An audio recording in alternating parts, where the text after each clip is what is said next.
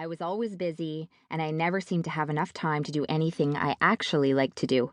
Constantly pressured to put in longer and longer hours at the office, I didn't have the mental space to take care of myself, to make healthy meals, or even to spend time with my husband, much less nurture our marriage.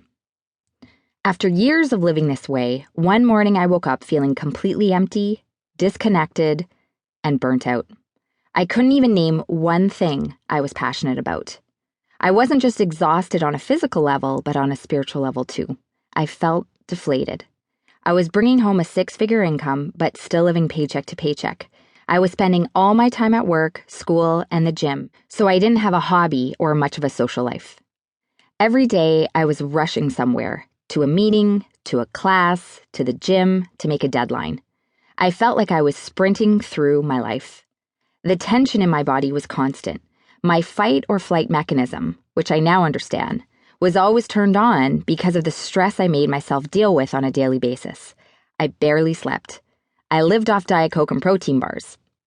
I would go to work at 8, stay until 6, attend classes 4 nights a week, go to a 24-hour gym to get in an hour or 2 of cardio or marathon training, and then commute home sometime after midnight only to drop into bed and do it all over again. I call this time in my life my starvation period because I was literally starving, both physically and spiritually. I was eating nothing but empty calories, which didn't fuel my body. More importantly, I didn't feel like I was contributing to the world. I felt totally disconnected from my passions. I wasn't happy, and because of that, I was starving spiritually too. I had been living a lifestyle I was brought up to believe was important. I assumed I would be happy and fulfilled if I sounded successful on paper. But then I realized what I had been chasing wasn't me. My dad calls this the gopher syndrome, essentially chasing your own tail and burning yourself out while trying to please other people or meet someone else's standard for your life. I didn't realize I was doing exactly that until one night, while lying in bed, I had a moment of clarity. Was the life I was leading all there was? What was the point of all this busy insanity? Why was I so willing to excel at things I disliked? I hadn't had a truly connected and meaningful experience in years. I felt stuck, unhappy, and alone. My resume may have been impressive, full of achievements and degrees and awards, but my soul felt empty.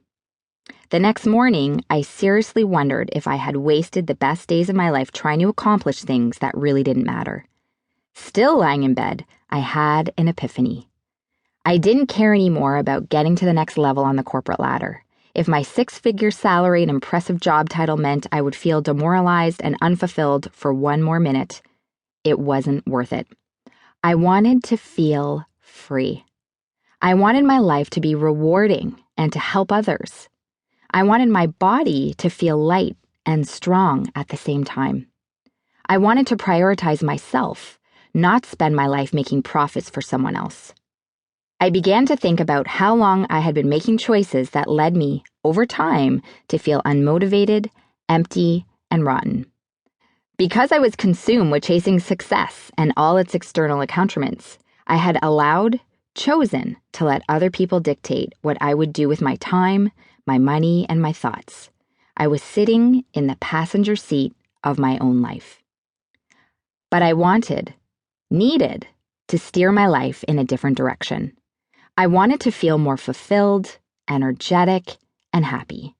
I didn't want a career in which someone else was in charge of my time or what I did on a daily basis. I needed time out to recover from the burnout my corporate job had created. At the time, I didn't know what I would do exactly, but I knew that something had to change. That was my first step on the path to creating beautiful money. This audio program will be unlike any other financial guide you've listened to before. That's because the Beautiful Money mission is different. I aim to do more than just teach people how to budget properly and save for retirement, although I'll share advice on that too. I have an audacious goal for Beautiful Money, to teach people around the world to create holistic wealth. I aspire to teach as many people as possible how to stop chasing money and start creating joyful, healthy, and aligned wealth. I desire to teach people how to have a healthy, dynamic relationship with money and how that translates into holistic wealth, success,